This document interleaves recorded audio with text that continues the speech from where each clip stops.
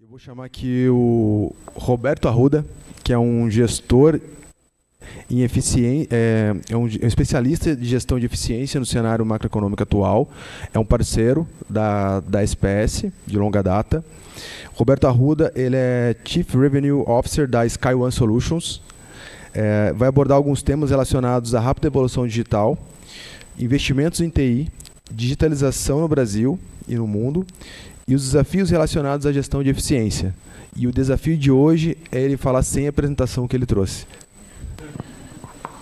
Bom dia a todos. Obrigado, Roberto. Obrigado. O desafio é seu. É um prazer estar aqui. Super desafio sem a apresentação, mas a gente vai conduzir, vai ser bacana. A primeira coisa é agradecer a SPS pela iniciativa, né? Ao Milton, ao Capucci, porque eu tenho certeza que ter esse momento de reflexão e discussão é super importante. Eu acho que parabéns para a Mondesani pelo desafio, pelo trabalho que desenvolveu, pela certeza que as pessoas são o principal desafio que as empresas possuem. Agora, qual é o meu ponto? E tem um trabalho aqui bacaninha que ia aparecer, que era... Opa! Conseguimos, então não vou quebrar o eu puxei um fio ali atrás, ali deu certo.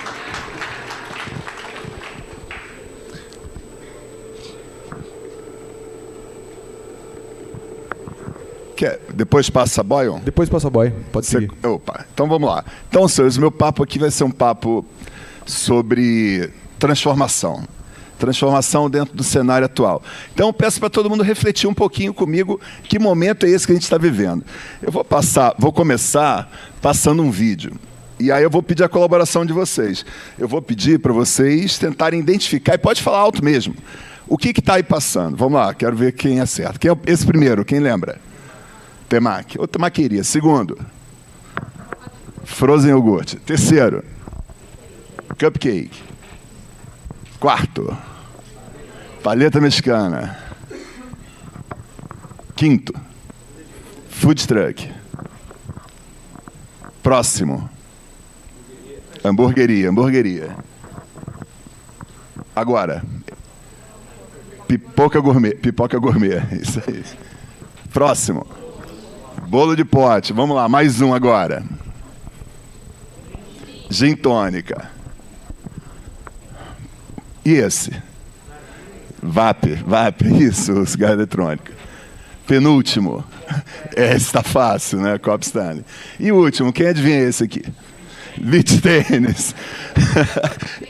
Então, pessoal, a questão toda aqui é, a gente está falando de tendência ou está falando de modismo? Entendeu? A primeira reflexão que eu trago é a gente conseguir separar exatamente o que é uma tendência, o que é um modismo e trazer um pouquinho para o nosso dia a dia, né? O quanto a tendência pode sim impactar de forma muito significativa a sociedade, as empresas, as pessoas. E a gente teve um caso muito claro agora com a Mondesani, né, que impactou o negócio, impactou a empresa. Tenho certeza que não impactou só os colaboradores, mas impactou a sociedade que recebe uma peça no tempo certo, na hora certa, e toda uma cadeia de valor que tem por trás dela. Agora, vamos olhar um pouquinho, cara, que mundo é esse que a gente vive, né? A gente está, com certeza, vivendo um mundo que nunca foi tão complexo como a gente está, como a gente viu no passado. Essa complexidade está associada a um mundo cada vez mais competitivo também, né? A gente tem cada vez mais players.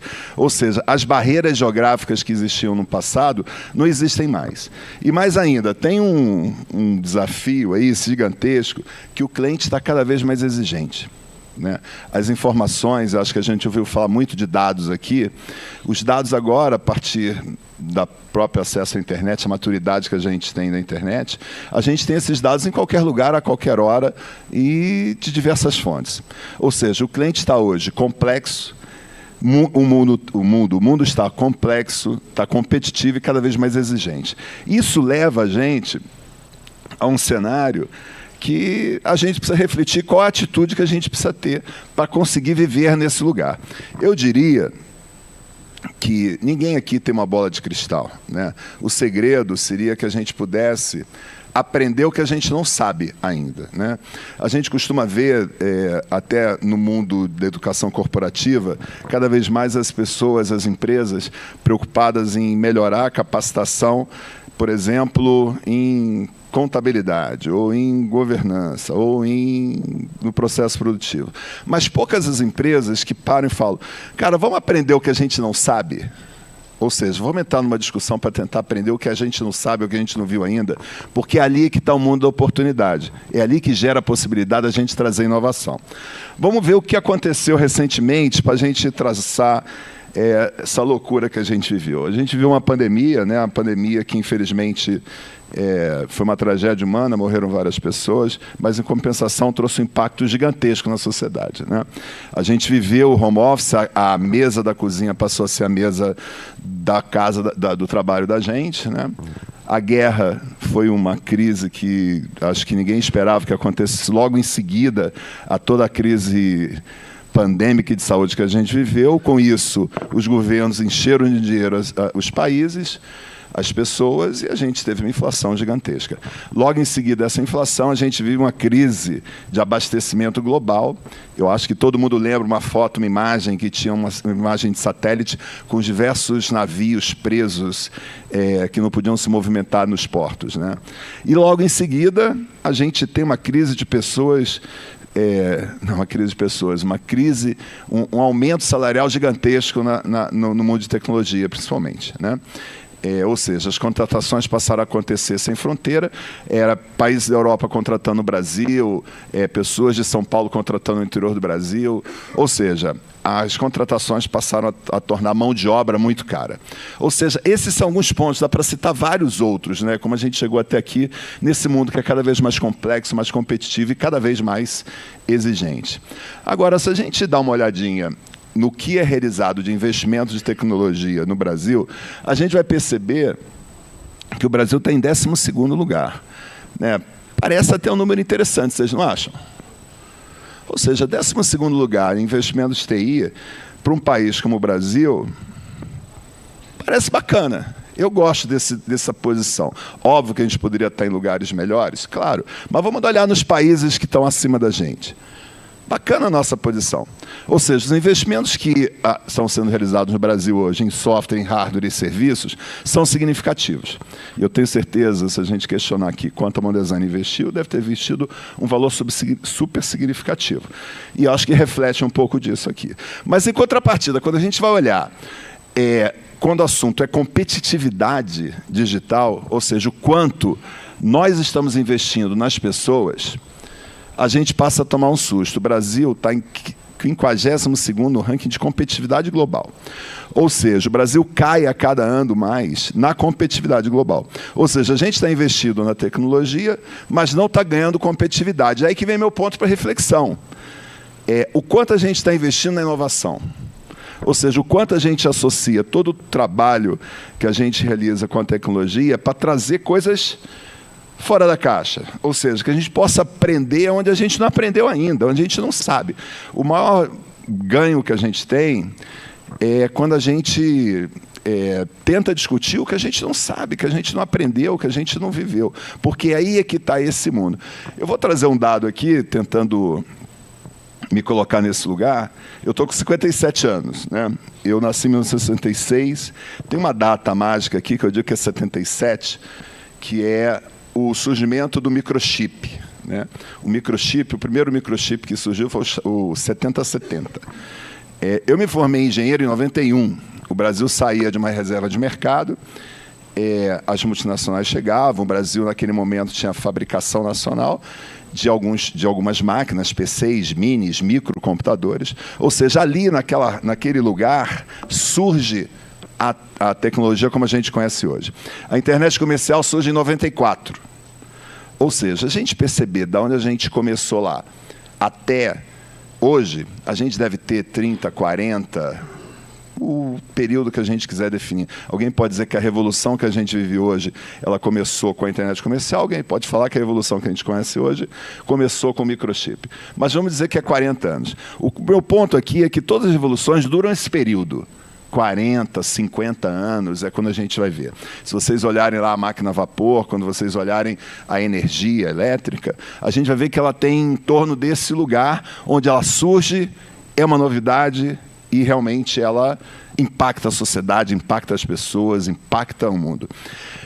O que está acontecendo hoje? Se a tecnologia que a gente vive hoje, essa revolução tecnológica que a gente vive hoje, ela começou há 40, 50 anos atrás, o que eu estou dizendo é que vai acontecer alguma coisa nesse momento futuro aqui agora, nesse passo aqui do lado, que a gente não sabe o que é ainda. A gente não sabe. E se a gente não parar para olhar o que está acontecendo aqui do lado, que a gente não sabe o que vai acontecer, a gente não tem como reagir.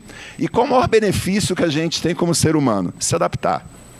Então, se a gente tiver a capacidade de elaborar um lugar no lugar da gente, onde a gente consiga acompanhar esses pequenos sinais, e tem uma tecnologia revolucionária, olha a jogadinha de palavra que eu usei aqui, hein, galera, revolução tecnológica que vai acontecer em algum momento aqui no futuro que a gente não sabe qual é ainda, mas tem uma tecnologia revolucionária que já está aí na mesa, que vai compor a nova revolução tecnológica. Qual é?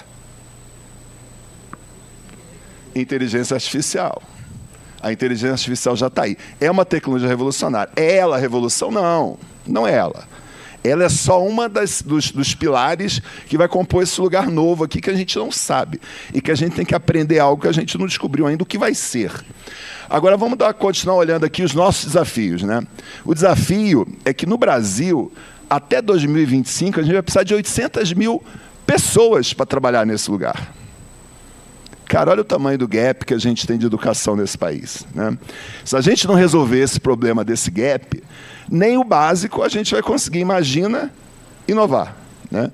Então tem um caminho muito claro, que é o caminho da capacitação, da preparação. Eu acho que um lugar como esse aqui que a gente está, essa possibilidade de a gente trocar essa experiência, a possibilidade de estar nesse centro tecnológico aqui, é sensacional. Eu fiquei realmente bastante impressionado, né?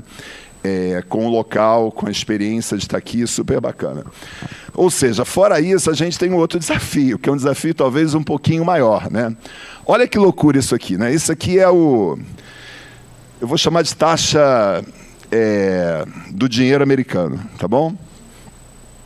Durante um período aqui, ó, a taxa desse dinheiro, ou seja, o governo americano não pagava nada para quem botasse dinheiro no governo americano.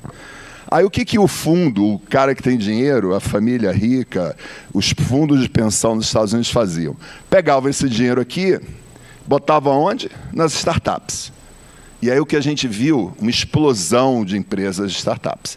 Ou seja, teve um período onde não havia remuneração do dinheiro. O que aconteceu? Havia um boom de empresas. Nesse momento, dá até um pouquinho de sensação que esse lugar aqui vai começar a acontecer. Surgem ideias, novidades, startups, coisas muito bacanas acontecendo. Só que chega um momento, no pós-pandemia, que esse lugar acaba. Taxa de juros começa a surgir, ou seja, surge inflação em lugares que a gente nunca imaginou. Novamente, vou voltar para a minha idade, 57 anos, eu nunca imaginei que eu ia viver um momento na minha vida que eu falasse que no Brasil a taxa de inflação seria menor que na Alemanha, que a taxa de inflação fosse menor que os Estados Unidos. Alguém aqui pensou isso alguma vez na vida? E a gente vive isso hoje. Não é menor, mas estamos batendo lá, né? A gente vai ver os números que eu trouxe, os números, dar uma olhadinha, que eu tirei de 31 de julho o dado. Ou seja, chegou aqui, putz, o mundo mudou, deu uma capotada. Ou seja, na metade do ano passado o mundo deu uma capotada. Nossa, isso gerou um problemão. Por quê? Porque acabou o dinheiro de quem inovava, que eram as startups. E aí acontece a primeira mudança. Lembra que eu falei ali atrás que o mercado tinha agora uma competição global por recurso humano e por inteligência? O que acontece lá em setembro de 22? A DocSign vai lá e demite 9% de todos os funcionários dele.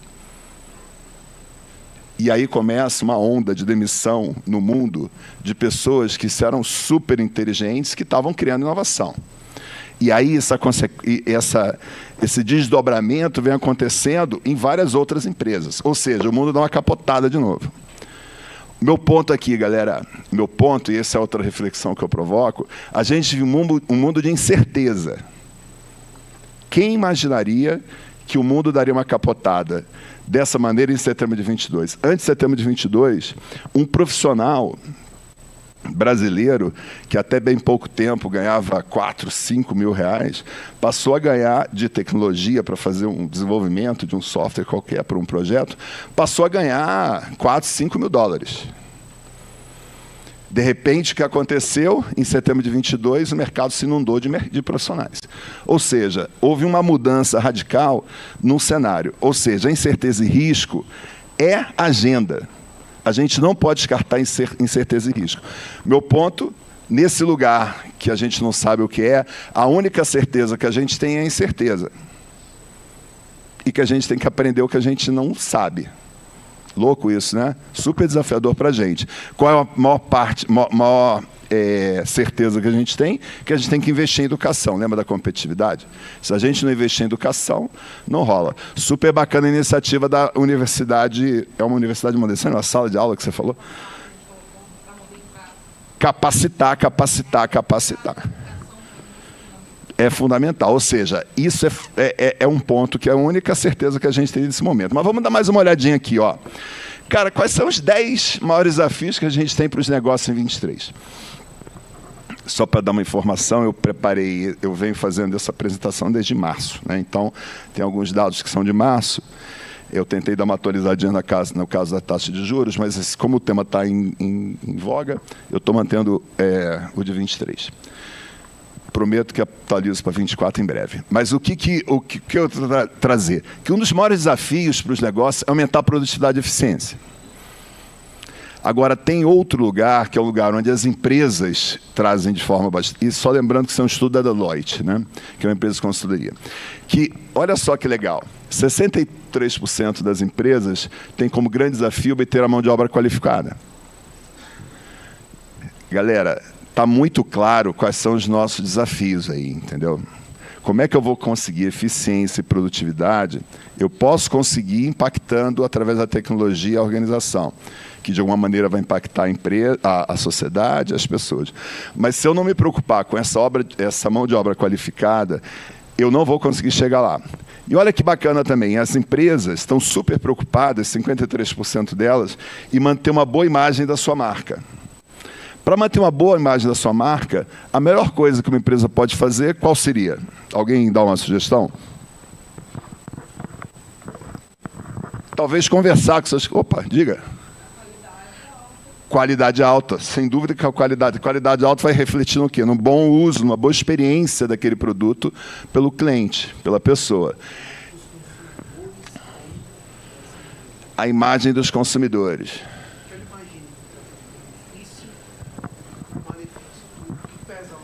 O que pesa mais? Malefício ou benefício? Claro, mas lembra, galera, que para o cliente saber isso, a gente também tem que saber informar isso, né? Então, uma das coisas que eu acredito e que a gente passou durante muito tempo também discutindo é o tal da experiência do cliente. Eu acho que o nome desse evento ele traduz muito isso, RP Experience, o que a gente quer, o que a SPS quis propor. Cara, como é que esse sistema de gestão consegue trazer uma experiência melhor no dia a dia para os colaboradores das organizações, né? Agora, lembra que tem um lugar aqui na frente que a gente já sabe qual é uma das tecnologias revolucionárias que estão suportando esse novo momento, que foi a inteligência artificial, correto? Esse lugar a gente já sabe. Ou seja, se a inteligência artificial é essa tecnologia revolucionária que a gente já sabe que vai acontecer aqui no momento, e que a gente já viu de alguma maneira um pouquinho do que é o ChatGPT, e agora tem o Bard, né? E tem o...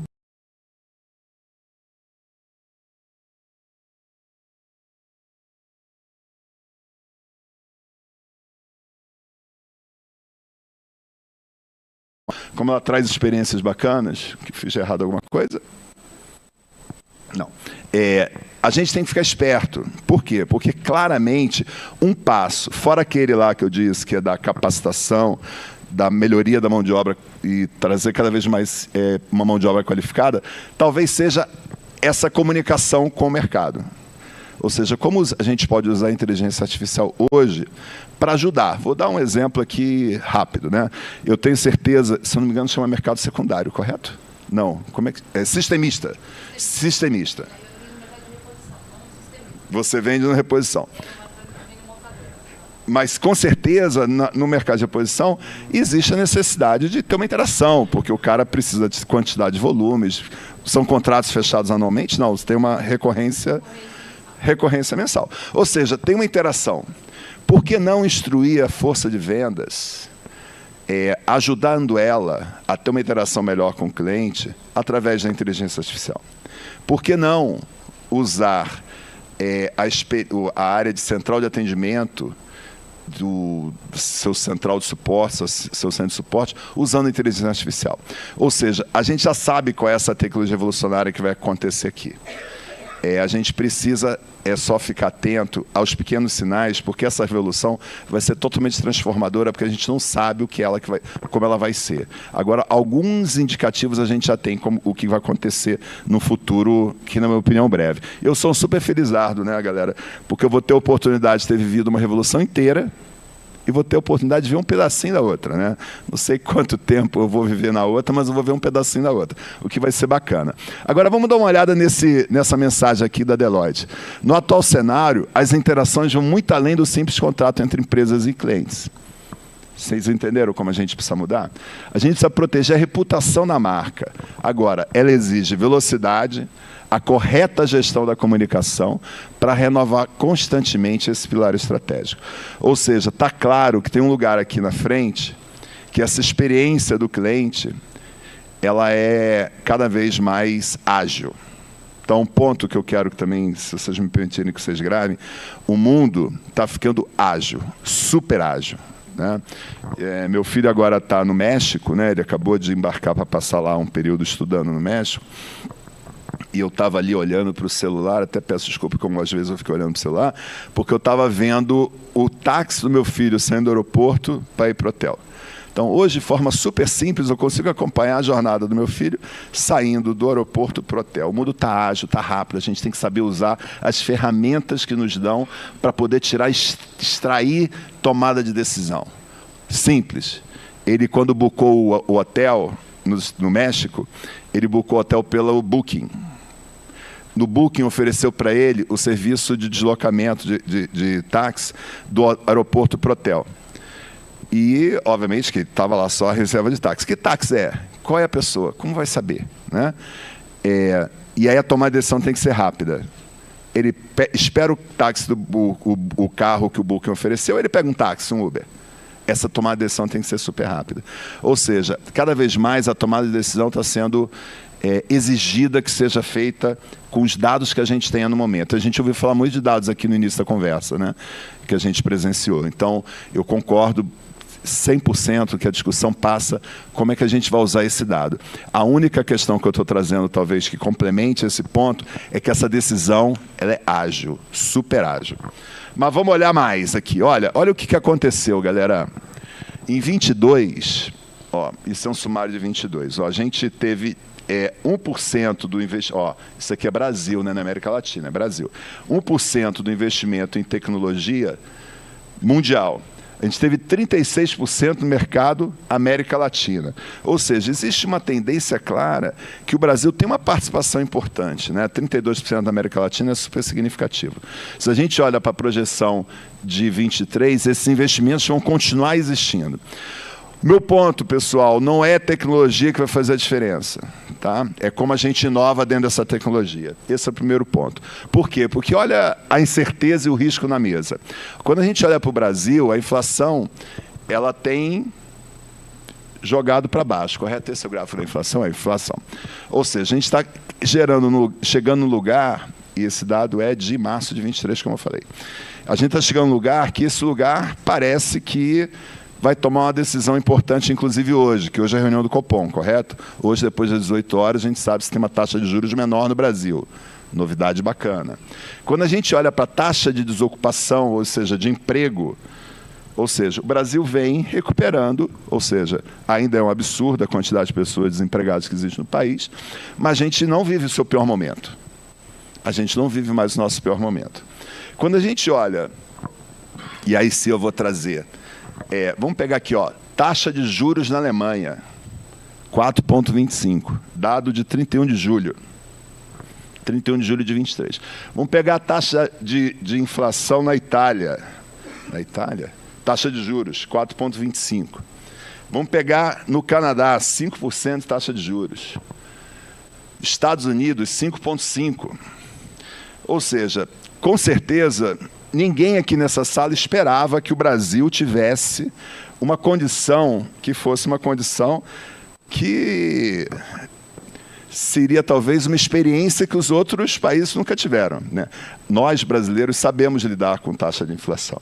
Vocês imaginam na cabeça do americano, quando aumenta o financiamento do imóvel dele, o que passa na cabeça dele? Ele não entende, ele nunca viveu isso. Aumento do financiamento do imóvel dele. Ele nunca viveu. Ele não sabe o que é isso, né? Nunca viveu. A gente viveu, a gente sabe o que é isso, né? Então, isso é assustador. Lembra que a gente tem uma crise de energia na Europa que ainda não está resolvida, né? Ou seja, o Brasil, por incrível que pareça, acho que você comentou das pessoas, ainda dá a sensação que a gente olha para fora, né? Super legal. Vamos olhar para a gente. A gente tomou uma decisão super importante de fazer a separação e tornar o Banco Central autônomo. Ou seja, por mais que a gente fique acompanhando essa briguinha entre os dois lá, o presidente da República e o presidente do Banco Central, ela está sendo super saudável. Por quê? Porque o Brasil está conseguindo sair à frente de países de primeiro mundo. A gente vai ter uma recuperação mais rápida que os países do primeiro mundo. Que louco isso, né? Esse é um momento inédito que a gente está vivendo. É um momento surpreendente, é um momento único, né? Então, a gente tem uma oportunidade agora no Brasil, nesse momento, de dar um salto, se a gente fizer os investimentos corretos no lugar certo, né? Vamos olhar um pouquinho mais para tentar entender o que a gente precisa. Lembra que eu falei acessibilidade, eu falei agilidade? Acessibilidade significa qualquer lugar. Ou seja, se a gente conseguir ter esse dado de qualquer lugar, de forma ágil, com segurança, e que esses dados estejam integrados, a gente consegue ganhar com vantagem competitiva. Então, no meu ponto principal hoje as organizações, elas precisam, de alguma maneira, fazer uso dos seus dados da melhor forma possível. E o primeiro passo deles é ter acessibilidade. Vou dar um exemplo trágico aqui. Imagina uma organização que fez um investimento gigantesco numa troca de todo o seu sistema, implantou um sistema de tecnologia que pudesse ser transformacional. E por um infeliz momento, um crime, recebe um ataque ransomware. E por uma infelicidade passa 15, 20 dias fora sem poder emitir nota fiscal. Ou seja, não é possível mais hoje uma empresa, uma organização, não ter um sistema que possa trazer acessibilidade ao dado a qualquer momento, a qualquer hora. Esses dados precisam estar replicados, precisam estar disponíveis de alguma maneira, né? E aí eu vou trazer um ponto conectado a isso, porque eu acho que vale a reflexão da gente, pessoal. Todo mundo aqui sabe o que é cibersegurança, correto? Se a gente imaginar que cibersegurança hoje, ainda nas organizações, está colocada em algum lugar, que é ou na área de TI, ou em algumas empresas mais maduras tem uma área de governança. Algumas empresas têm apenas um analista de segurança embaixo da área de infraestrutura. Ou algumas empresas um pouquinho mais maduras têm um CISO, né, um cara responsável pela sua área de segurança. Algumas um pouquinho mais maduras ainda tem um CSO, né, tem uma pessoa realmente no C-level. Mas na hora que a empresa passa 15 dias fora do ar, ou na hora que a empresa passa uma tarde fora do ar, quem é procurado para responder? Quem vai ter que dar cara a tapa? É o dono, é o presidente. Ou seja, enquanto a gente não entender que segurança tem que estar na agenda do dono, do presidente, a gente tem um risco gigantesco de dar muita coisa errada. A segurança é pauta de agenda de conselho, é pauta de agenda de presidente. Não dá para deixar a segurança hoje... eu não quero desqualificar o analista de segurança dentro da área de infraestrutura, mas não dá mais para deixar na mão dele, né? É muita responsabilidade para o tamanho da posição dele. Não dá para deixar mais na mão só do CSO, mesmo que seja um C-level. Essa é uma responsabilidade do principal executivo da organização. É responsabilidade do conselho, porque se a empresa passar uma tarde fora, um dia fora, 15 dias fora, não tem acessibilidade. Ela não vai conseguir nem ter o que eu disse que é importante para caramba hoje, que é a agilidade. Ou seja, a segurança, a proteção do dado, uma vez que a gente falou aqui que dado é a coisa mais importante da gente, ele tem que ser protegido. Isso é fundamental. Beleza? E, acima de tudo, ele tem que estar integrado. Não cabe mais hoje a gente falar de sistemas que são muito verticalizados, né?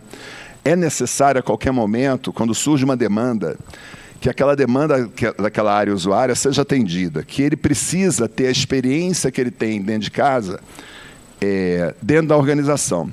Vou dar um exemplo, né? A gente estava num evento recente, semana passada, né? E eu também sou usuário lá na empresa do SAP Business One, e meu processo de compra é realizado por uma das empresas do ecossistema da SAP. E o meu sistema de compra está no meu celular, no meio do Mercado Livre, iFood, todos os meus processos de compra pessoais, no meio dele tem o app, que é o meu processo de compra, que é um aplicativo corporativo. Porque da mesma forma que eu quero ter a minha experiência de pedir meu iFood, da mesma forma que eu tenho a experiência de comprar na AWS, na Amazon, a mesma experiência que eu quero ter no Mercado Livre, é a experiência que eu quero de aprovar um pedido de compra a alguém na organização que pediu. Ou seja, a gente precisa entender que a experiência que o cliente ou o colaborador quer ter dentro da organização é a mesma experiência que ele tem dentro de casa. Ele, quando faz um pedido no iFood e recebe, ou no Mercado Livre recebe no mesmo dia, quando ele compra um produto no B2B, ele também quer ter essa mesma experiência, né? E aí qual é o ponto principal? Não dá mais para a gente viver sistemas que são monolitos, né? A gente precisa ter esse mundo aberto, a integração é fundamental. Posso dar um exemplo aqui, só para a gente marcar exatamente o que eu estou falando? Durante a pandemia, teve um sistema, um aplicativo, um app, que bombou em todas as organizações. Alguém lembra? Alguém chuta? O Zoom. Zoom foi um que bombou, super associado ao mercado pessoal, né? As pessoas usavam já do ponto de vista pessoal. Teve um outro corporativo mesmo, que foi o ponto eletrônico. Todo mundo, a grande maioria das empresas, passaram a adotar o ponto eletrônico, que era um app que o colaborador batia o seu ponto. Um outro app que também acabou tendo um uso bastante intensivo, lá no escritório tem também, nós temos lá 400 colaboradores, eu só tenho 186 lugares. Eu não tenho. Se vierem os 400 colaboradores, eu não tenho onde colocar eles sentados. Então, nas nossas mesas, tem um QR Code, a pessoa clica o QR Code, ou ele pode fazer isso de casa, né? Pega aquela posição da mesa para ele. Ou seja, essa necessidade surgiu, não pode ser, não, eu vou ver como vou fazer para fazer isso no meu sistema. Os sistemas precisam se integrar, né? Isso é fundamental, para que a inovação consiga estar presente. Pessoal, eu estou chegando ao fim. Eu acho que a gente precisa responder esse mundo complexo, competitivo e exigente com muita simplicidade. Com muita simplicidade. Não pode ser um mundo complexo. A resposta para essa complexidade é a simplicidade. Agora, tem que ser ágil. Os sistemas precisam trazer o maior benefício que a gente precisa ter. Agilidade para poder tomar decisão. E, obviamente, que com isso trazer eficiência. Eu vou tomar liberdade aqui de trazer uma pessoa que vai passar uma mensagem. Eu acho que é uma pessoa muito característica aqui da região, representa muito a região. Então, fui buscar uma mensagem que o Osiris Silva trouxe. Eu acho que todos aqui devem conhecer o Osiris Silva, né? Que é uma mensagem muito importante e está, na minha opinião, conectada com um pouco do que eu quero trazer. Vamos ouvir ele. Nós temos que criar na sociedade esse ambiente de inquietude. Porque os Estados Unidos são o país mais criativo do mundo. Porque quase tudo sai de lá e a gente compra deles. Simplesmente porque eles são inquietos e ficam olhando que os produtos que estão no mercado podem satisfazer agora, mas possivelmente não pode satisfazer o futuro. O brasileiro, lamentavelmente, vive o presente.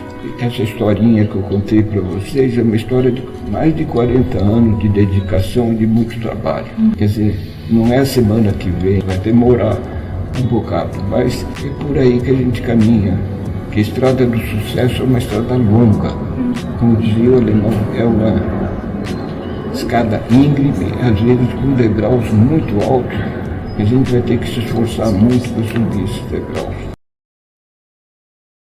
degraus são altos, a gente precisa se esforçar. E eu vou complementar a palavra dele de ser inquieto. Eu estou lendo um livro, Conversando com Robôs. Ai, meu Deus, vou esquecer. Acho que é Ricardo Rodrigo Murta, o autor. E ele usa, o Ricardo Murta, acho que é Ricardo Murta. Ele usa um termo que eu estou adotando, porque eu tô curtindo muito. Ele dá uma aula lá do que é inteligência artificial generativa.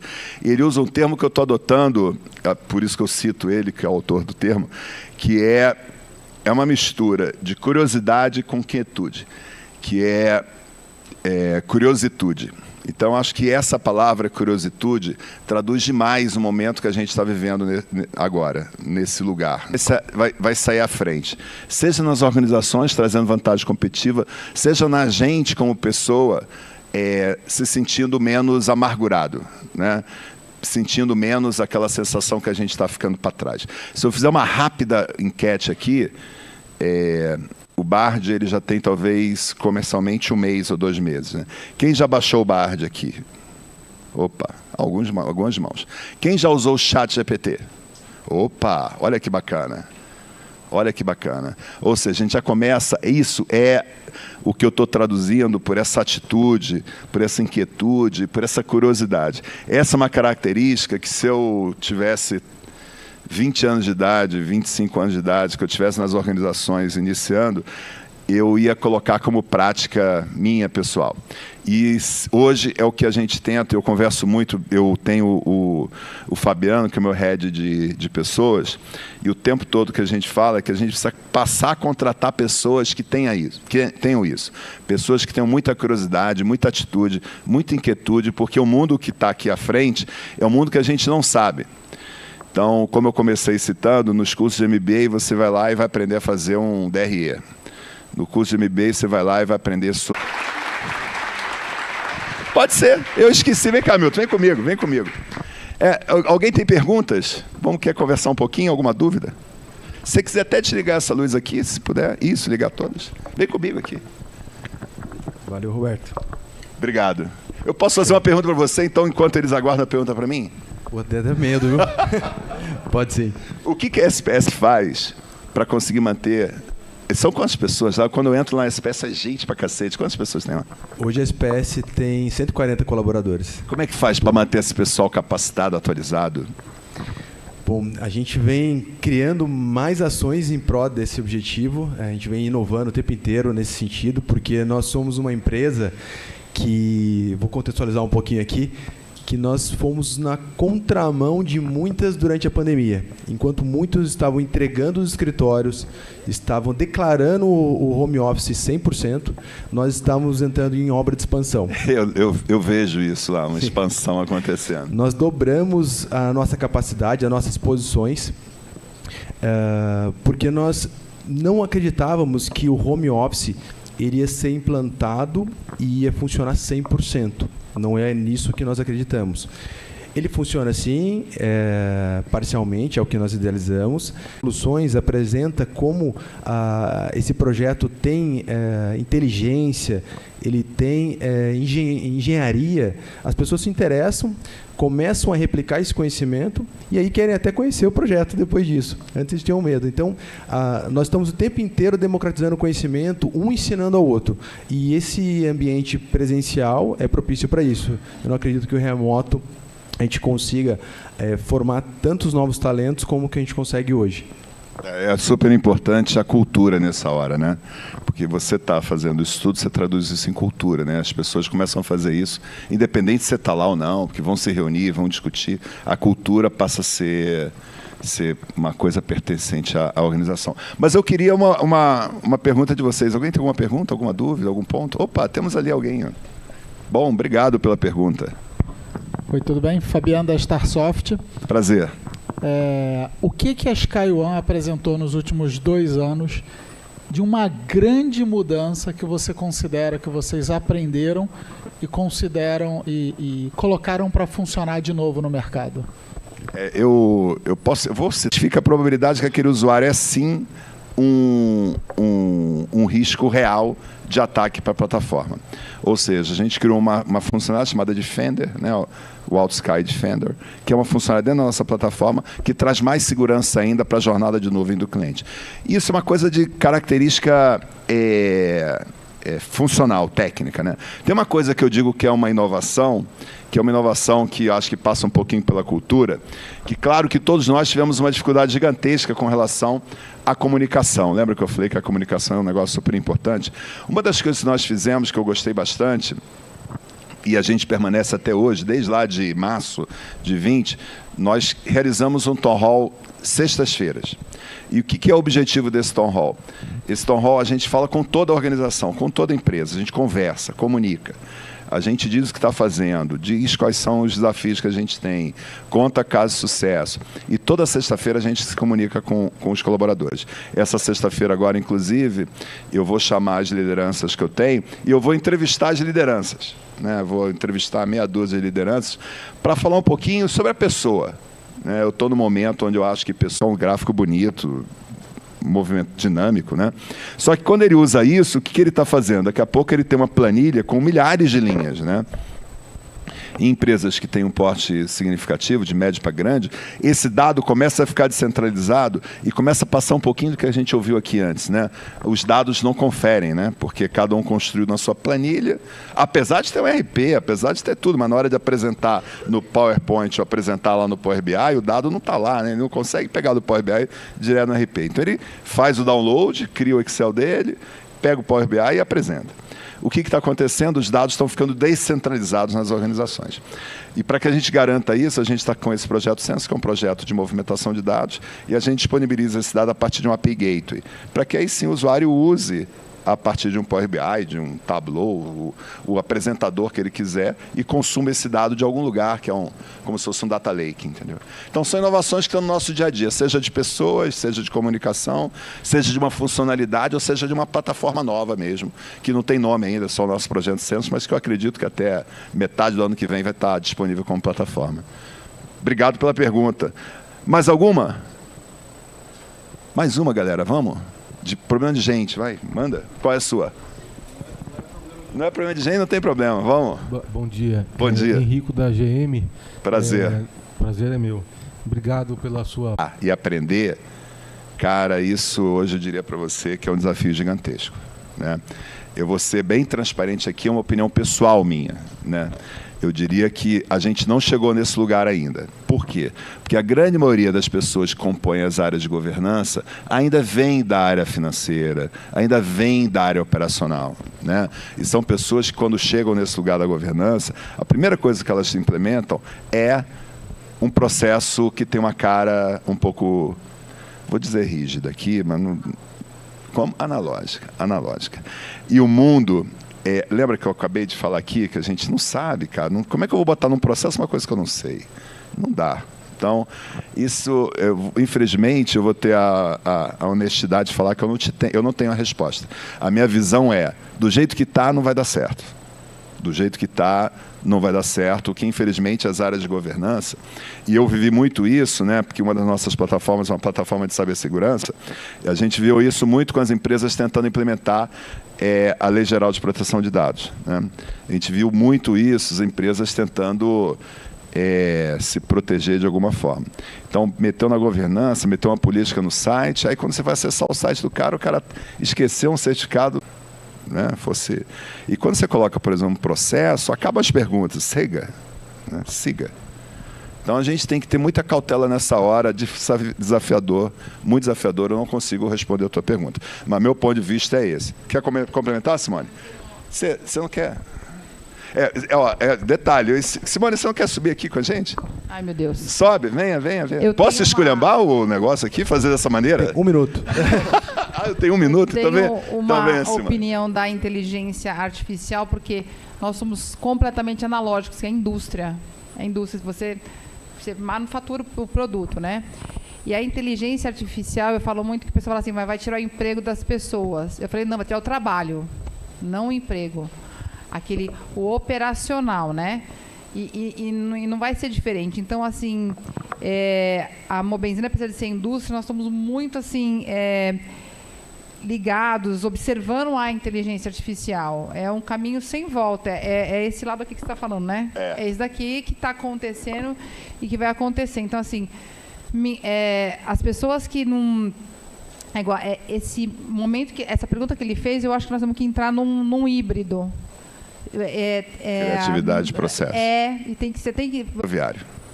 Nossa, todo mundo que trabalhava no transporte ferroviário falava o quê? Nossa, vai acabar, vai acabar. E hoje, o que a gente continua vendo? O transporte ferroviário em alguns lugares. Substituiu, sim, o trabalho... Substituiu sim algumas funções do transporte de ferrovia, sim, substituiu.